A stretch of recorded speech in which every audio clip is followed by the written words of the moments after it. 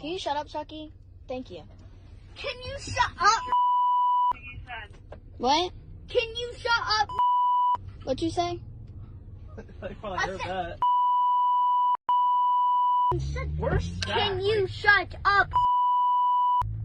Huh? They're both, I'm done with you. If you touch me, I'm gonna touch you. David.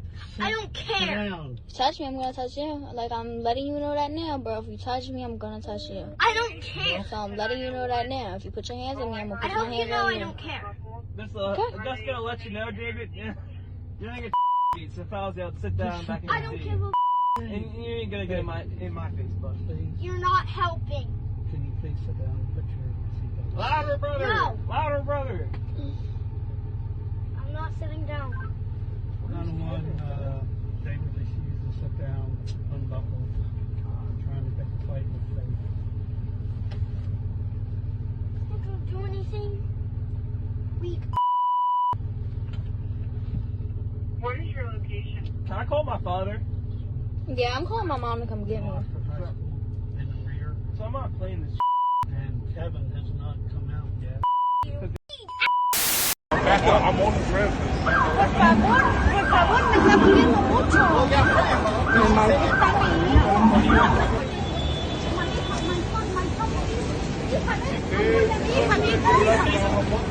No, my son, please. Alto, ven. Por la cresta, mi hija. No recuerdo la escuela. Alto, ven. Alto, ven por la cresta. Antonio, sígueme, por favor. Hija.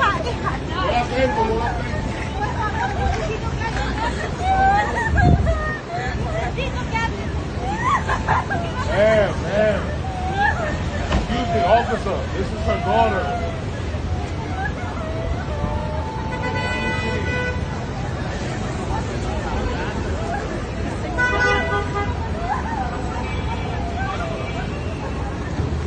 Ma'am, can I ask you a question? Do you mind if I ask her daughter on the phone? This is for her dad.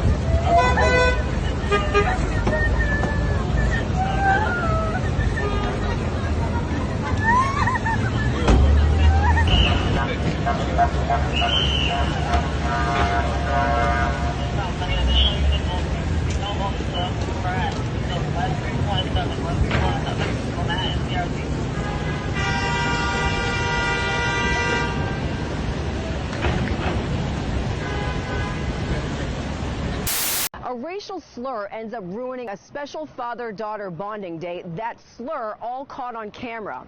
Sharon Brown says he took his 10-year-old daughter here fishing at this Lunenburg lake when a man asked them to leave multiple times, then started yelling at them, throwing rocks at them, followed by that racial slur. Who you fishing with? My dad, Well, who's your dad? Sharon. Sharon Brown was hoping this would be the highlight of his day with his 10-year-old daughter. But this daddy-daughter fishing trip at Shady Point Beach in Lunenburg turned out frightening in many ways. Oh, yeah, I'm throwing rocks at you. A man admitting to throwing rocks at them, followed by a racial slur. Never in 1,000 years do you expect to be out doing what you love with the person you love, you know, my daughter, and someone's aggressive and yelling out things that are just awful and atrocious. Brown has been coming here for years. The avid fisherman says he knows it's important to be mindful of residents when getting too close to shore. And there was at least 65 feet between us, which is a considerable distance. He says he felt targeted as the other people out on the water were left alone. Brown said the man just would not let up. He claims it started with yelling at them to leave, followed by swearing. I told him, hey, you know, I'm going to record this, man. If you're not going to stop, I'm going to record this exchange. Brown says he had no choice but to call 911 as the man was throwing rocks and dropping racial slurs. Lunenburg police showed up shortly after and arrested 66-year-old David McPartlin. As a father, Brown says he felt helpless as his daughter witnessed yelling, swearing, and slurs in a matter of minutes and could have been hit with rocks. And I asked her yesterday how she feels, and she says she's upset about it, and that's all she said so far. So I haven't pushed her, but she has all the time in the world to tell me how she feels. A black woman gets murdered by 6 illegal immigrants. Where's BLM? Where is the NAACP? Where are her hashtags? Larisha Sherelle Thompson. This is the mother who was gunned down by six illegal immigrants.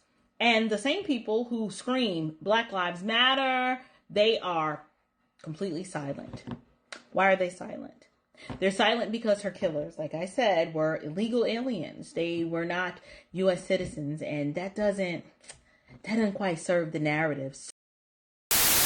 All right, so let me just be real.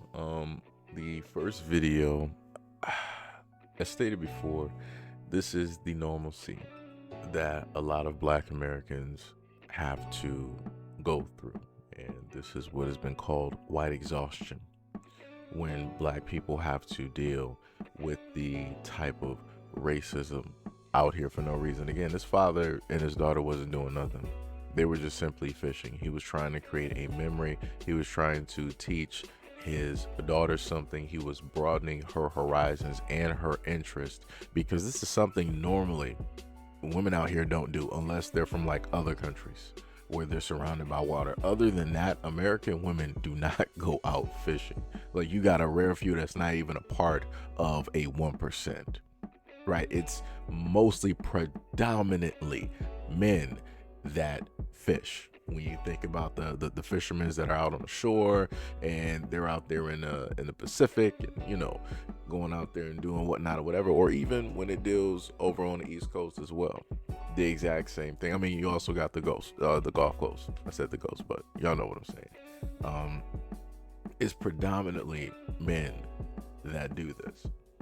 Her having this interest and the father teaching her this is doing two things. Number one is creating a very great loving memory, something that they can always look back on. And number two, this will also broaden her perspective on guys and how important men are. And this would be something that she could share with a guy directly out there, right? Because again, this is going to make sure that she's not like the typical, you know, woman directly out here, where it's primarily fashion, money, shopping, gossip. This starts to break that type of mode, because you got far too many young girls and women in that direct, you know, type of thing. And again, this will be something that she can carry over once she gets old enough. You know, she's, 21, 25. She'll have a guy within her age range where instead of, going out for a typical date, it's like, hey, let's go fishing. Let's see who can, catch the most fish. Let's fish and have lunch, that type of, like I said, you can do so many things directly with that. It's crazy, right? But again, that moment is ruined because you have this true American that decided that he wanted to come out of nowhere and be racist for whatever reason. And on top of that, not just doing that, but also throwing rocks. That's some crazy work. But you have a lot of people that like to state that things like this don't happen or take place in America. So now we got the next video. And of course, there's a lot of things wrong directly in here. And this is, again, when we have the phrase white exhaustion. Because there were a variety of things going on here that did not make any type of sense. I want to state this one very clearly. There was nobody, and I mean nobody at all, black in that vehicle. Obviously, this was a pickup and drop off situation where they have, I guess, some type of service where they have a van or whatnot or whatever that picks up the kids from school or wherever they are, and they drop them back off to their homes. So you have the older guy directly in the seat, who was obviously the driver. There was no type of correction when it dealt with that. He was just like, hey, you better sit down because, you're just going to get, beat. And I was sitting up there. As soon as I saw like the hands, I'm like, you're white. I'm like, so where did the terminology, where did the thought process from the ginger, right, decide? And that's the craziest part too. That goes into a whole nother conversation where it deals with the TikTok videos and black people and the gingers and all this other type of stuff, right? But where did he even get the mental note that this is what he wanted to state, right? So we got that on top of the fact that he's a ginger. Older guy didn't put down no type of like correction, didn't tell him to stop or anything like that, right? Didn't even try to intervene. From the other voice, I want to say, because I don't think that was another adult passenger there. I think that was another child, teenager, whatnot, and it was a male. And he was specifically saying like, yeah, I'm going to call such and such to basically come get me. 'Cause I'm not going to, deal with this or whatnot or whatever. And then you had the girl directly in the back. Now, like, I'm just going to be honest. Originally, when I heard her state to ask him to like repeat it again and again, I'm like, oh, like this kid is saying this to somebody black. No, I'm like, yo, that's wild. That is crazy. And then, because then I saw the nails, I'm like, okay. But then I saw the rest of the hand, I'm like, huh? I'm like, wait a minute, I'm a little bit confused. Now, again, I could be, let me just say this.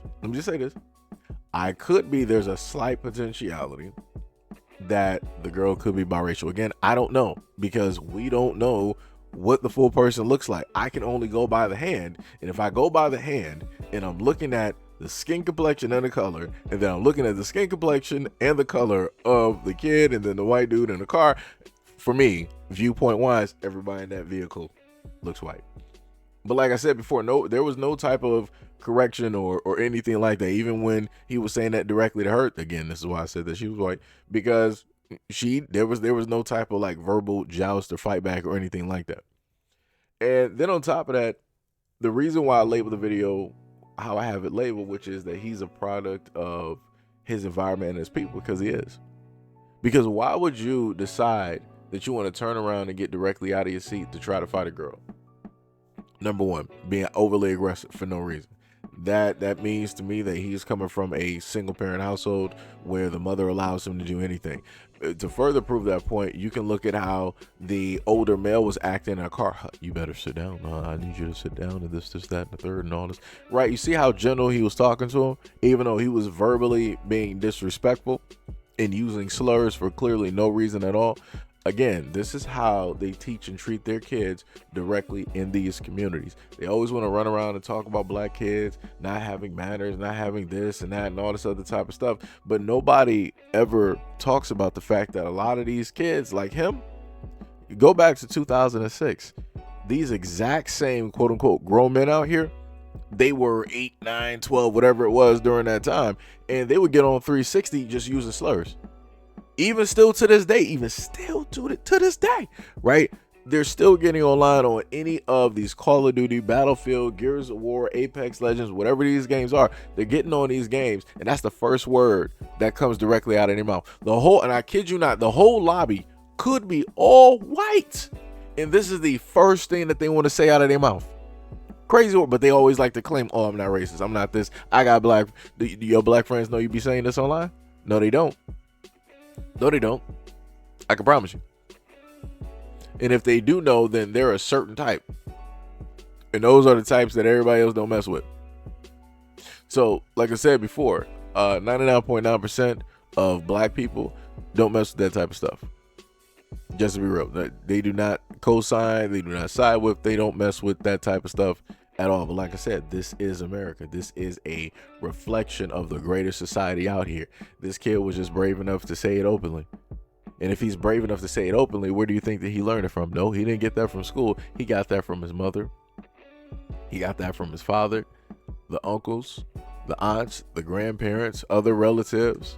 That's where he got it from. And then outside of that, he's probably hearing it from those older Caucasians directly out there. But, they never want to talk about these things or put down any type of corrections when it deals with these situations. But anyways, let me know what you guys think about this video and everything that I stated in the comment description below. And as always, peace, love, and stay tuned for the next video.